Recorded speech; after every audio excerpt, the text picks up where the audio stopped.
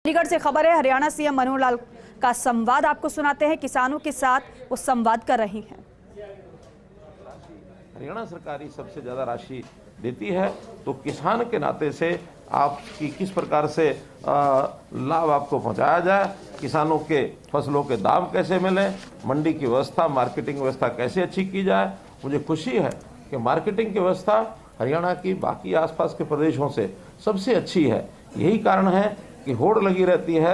बाहर के प्रांत के जो सीमावर्ती जिले हैं, वहाँ से भी किसान, चाहे वो पंजाब हो अथवा उत्तर प्रदेश हो, राजस्थान हो, सब जिलों, आसपास के जिलों के लोग हरियाणा की मंडियों में फसल बेचना चाहते हैं। और हमने फसल एक दो नहीं 14 फसलें ऐसी जो हैं वो एमएसपी पर खरीदनी ये शुरू की हैं।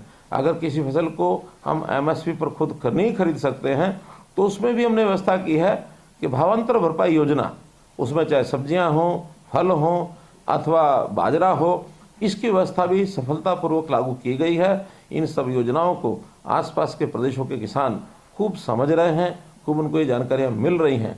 तो मेरा किसान किस प्रकार से खुशहाल बने, कैसे आगे बढ़े, ये बात भी सत्य है कि किसानों की जो जोत है ये बहुत छोटी हो गई है, क्योंकि अपने यहाँ ज़मीन तो जितनी है उतनी है, कुछ ज़मीन हमारे विकास के नाते से, शहरीकरण के नाते से, औद्योगिकरण के नाते से उसमें लग रही है। बाकी ज़मीन जो है वो धीरे धीरे कम हो रही है और आवश्यकता हमारे परिवारों की बढ़ती जा रही है। इसलिए हमारा जो ज़मीन का जो भाग है यानी जोत है वो हमारी बहुत छोटी होती जा रही है। हम ऐसे सब किसानों के परिवारों में भी कम से कम एक परिवार को अपना व्यवसाय करने के लिए सरकार कैसे सहयोग कर सकती है, नौकरी में जाने के लिए कैसे सहयोग कर सकती है, प्राइवेट नौकरी उसको कैसे मिले, उसकी स्किलिंग करा करके उसका जो हुनर विकास करके और कैसे उसको स्वयं रोजगार के नाते आगे हम बढ़ाएं। तो इन बातों पर भी हम लगे हैं ताकि कोई किसान, उसकी आय कम से कम किसान कहलाता है तो एक आदरणीय एक नागरिक के नाते उसका जो स्थान बने। तो हम चाहेंगे कोई किसान बीपीएल के नीचे न रहे, सब किसानों की आय 1,80,000 से ऊपर कैसे हो, इसकी योजनाएं हमारे सभी विभाग मिलकर के बनाते हैं। केंद्र सरकार की योजनाओं का भी हम लाभ उठाते हैं। ऐसे आपके भी किसी प्रकार के कोई अच्छे सुझाव होंगे तो निश्चित रूप से हम उनको भी लेंगे। हरियाणा के अंदर 500 से लेकर 800 तक ऐसा माना जाता है कि प्रगतिशील किसान भी हैं। प्रगतिशील किसानों को भी हमने योजना के माध्यम से कैसे उसका विस्तार हो, हर प्रगतिशील किसान एक नए किसान को ट्रेंड करके उसको प्रगतिशील बनाए, इस योजना पर भी हम लगे हैं। उसके लिए भी प्रोत्साहन राशि हमने दी है। विदेशों में जाने के लिए ऐसे हमारे किसान बंधु वहाँ जा करके अध्ययन करके आएँ कि किसानी किस प्रकार से और अच्छी की जा सकती है। इसके लिए भी विदेश भ्रमण की योजना भी हम बना रहे हैं कि कुछ किसान अगर जा करके अध्ययन करके आना चाहते हैं उनकी व्यवस्था भी हम कर रहे हैं। अफ्रीकन कंट्रीज़ के साथ हमने बातचीत की, उन्होंने कहा कि हमारे यहाँ ज़मीन बहुत है, अगर आपके किसान हमारे यहाँ ज़मीन लेकर के और खेती करना चाहें तो वो भी हमारा स्वागत करने के लिए तैयार बैठे हैं। ऐसे कुछ किसानों को वहाँ जाने के लिए हम प्रेरित करेंगे। तो मित्रों, किसानों की मदद जितनी हमारे से हो पड़ती है उतनी हम करेंगे।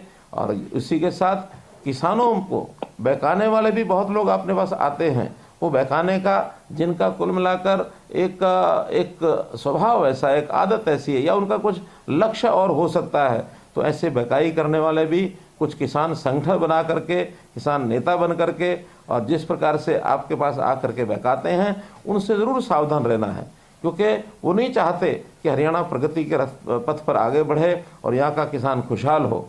क्योंकि किसान कमज़ोर रहेगा तो उनकी राजनीतिक रोटियाँ सिकती रहेंगी। तो मैं इस बहुत ही एक मन के भाव से आपको बात कह रहा हूँ जो मेरी चिंता है। तो इस चिंता से हम कैसे उभरें और किस प्रकार से किसान का भला करने के लिए हम आपके साथ खड़े हैं, आप भी हमारा सहयोग करेंगे तो निश्चित रूप से हम मिलकर के अपने प्रदेश को आगे बढ़ाएंगे और हमारे प्रदेश का देश को आगे बढ़ाने में योगदान भरपूर होगा, उसमें हम सहभागी बनेंगे। आपने मेरी बात सुनी, आपका बहुत बहुत धन्यवाद, बहुत बहुत आभार। तो देखिए, हरियाणा के सीएम मनोहर लाल खट्टर को आप सुन रहे थे। किसानों के साथ उन्होंने संवाद किया है।